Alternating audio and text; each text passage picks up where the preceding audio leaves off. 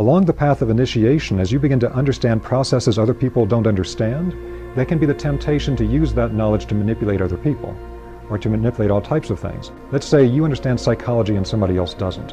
You can manipulate them with all types of things in neurolinguistic programming and things of that kind. What words do you use? What tonality do you use? How do you present the information? You can manipulate them all over the place.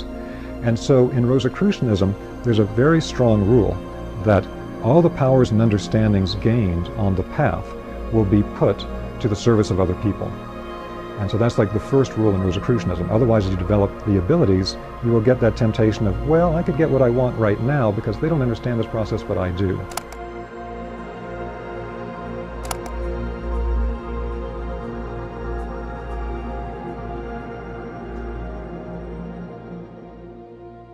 There are many different spiritual systems in the world that have different types of initiation programs that a person goes through.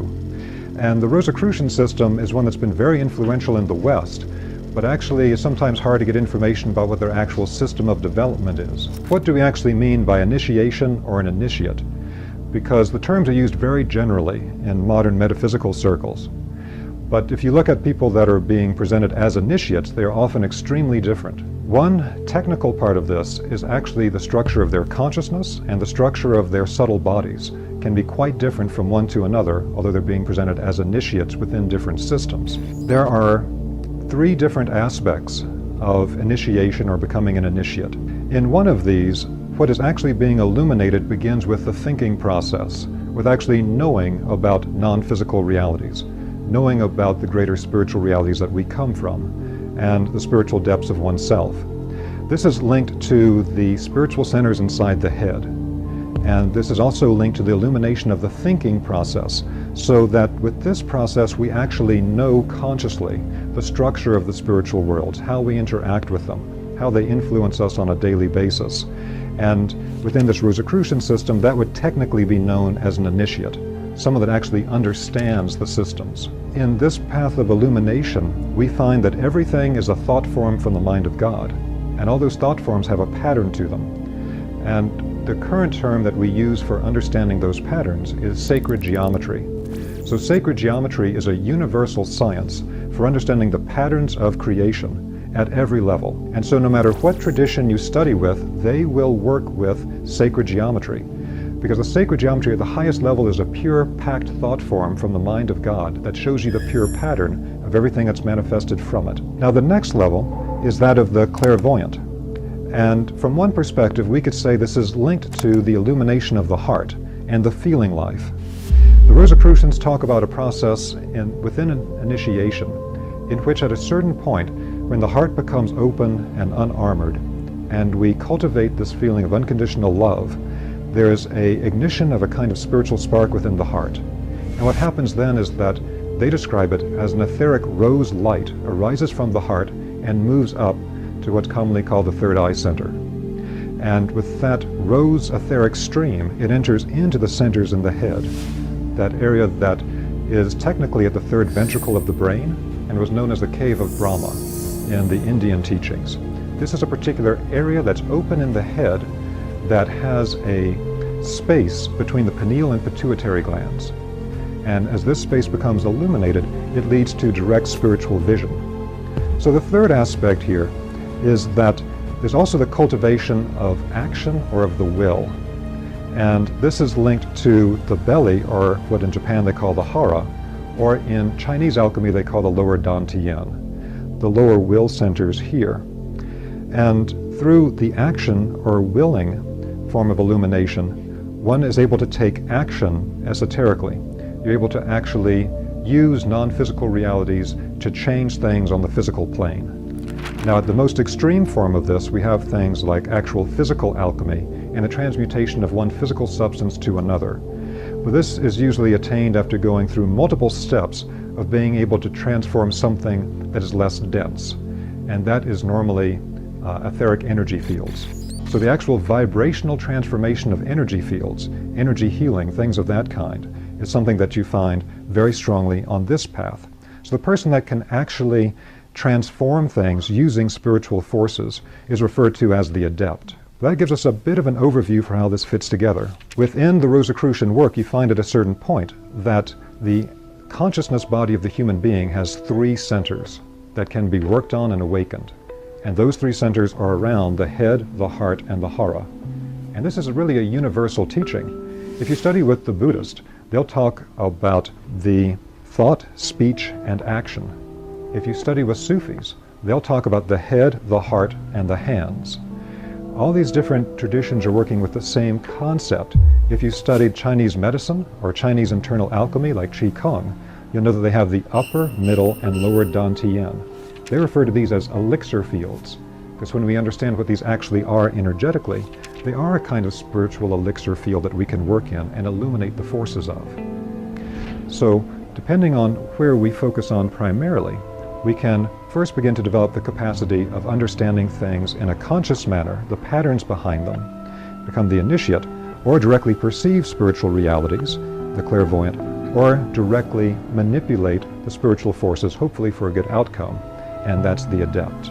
Initiation is really a process of becoming aware of who am I, why am I here, where do I come from, and how do I develop a process by which I can become more self-aware and accelerate my process of development. Along the path of initiation, as you begin to understand processes other people don't understand, there can be the temptation to use that knowledge to manipulate other people, or to manipulate all types of things. Let's say you understand psychology and somebody else doesn't. You can manipulate them with all types of things in neurolinguistic programming and things of that kind. What words do you use? What tonality do you use? How do you present the information? You can manipulate them all over the place. And so in Rosicrucianism, there's a very strong rule that all the powers and understandings gained on the path will be put to the service of other people. And so that's like the first rule in Rosicrucianism. Otherwise, as you develop the abilities, you will get that temptation of, well, I could get what I want right now because they don't understand this process, but I do. So initiation and inner alchemy. Alchemy has to do with the transformation of something from a base state to a higher state. But there's an important thing that's hidden in that, which is that the base state has to exist first. You're turning lead into gold, but there had to be the lead there first to create the gold.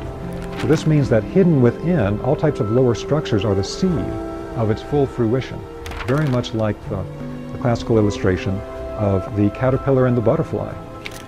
You don't know looking at a caterpillar that over time its entire structure has laid within it the ability to become a winged butterfly. But it's the exact same thing in the human being. So we develop the physical body. We develop the body of life force. We develop our consciousness. But then we come to the point of developing our self-awareness, the I am presence. And that's where we are today. Human beings have developed this, and now we're at this critical point of developing the I am self-awareness. Now the inner alchemy of this is that once we have developed that fire, and this is represented in the esoteric Christian tradition as the flame above the head of the disciples at Pentecost. It's a literal flame that ignites a spiritual structure that moves in a vertical axis through the human body. And at this energy center above the human head, it illuminates to be the center of the Holy Spirit within Christian depictions. But I've worked with people from many other religions that know all about this first center above the head and its ignition into higher consciousness. So as we develop that aspect of ourselves can now illuminate with light and transform with the fire the lower bodies. That means that then we can train our I am spiritual self-awareness to actually transform our consciousness to a higher level. It's an alchemical transformation of the consciousness to become something different of a higher nature.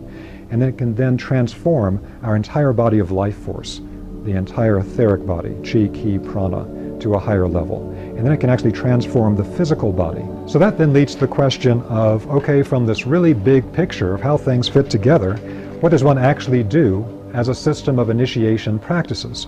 So one of the most fundamental practices for the Rosicrucians are what they call the 6 basic exercises.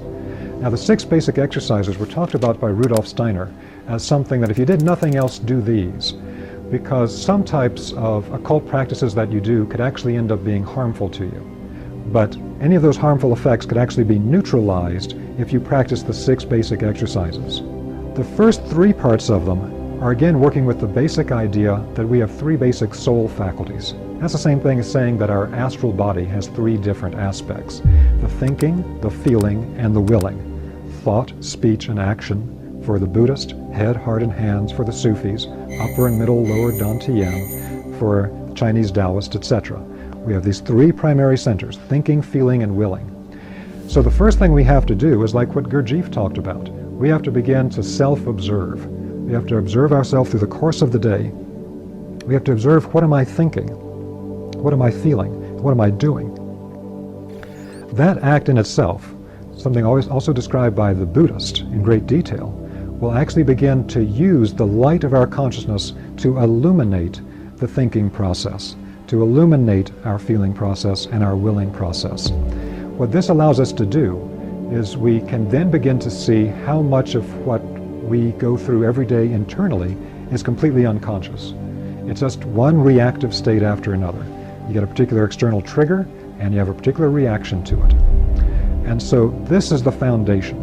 If you did this, you would end up reaching the goal if you did nothing else. If you don't do this, nothing else you do will matter. You have to do the self-observation, and it's much harder to do than it sounds. Another practice was called the backward review. The backward review is very important to do at the end of every day. In Steiner's own initiation school, he made it a basic practice for everybody. What the backward review is that at the end of your day, as you're about to go to bed, the meditation to do is to intensively from that moment when you're about to go to bed, go backward through your day in reverse order. Now I'm at the moment just before I went to bed. Now I'm at the point where I went to the bathroom. Now I'm at the point where I watched TV. Now I'm at the point that I had dinner. Now I'm at the point that I'm driving home from work, etc. You go back through the day, all the way back to the point when you were last asleep. It might have been a nap. It might have been early that morning. And there's very deep spiritual processes behind this that we're not going to get into all the details of now, but it relates to some very important energetic processes in a human being. So one of the things is that by going backward, thinking backwards, we're actually developing a new strength, like we're flexing a muscle within our etheric life body. The etheric life body is our body of memory, and the etheric body holds all of our life forces.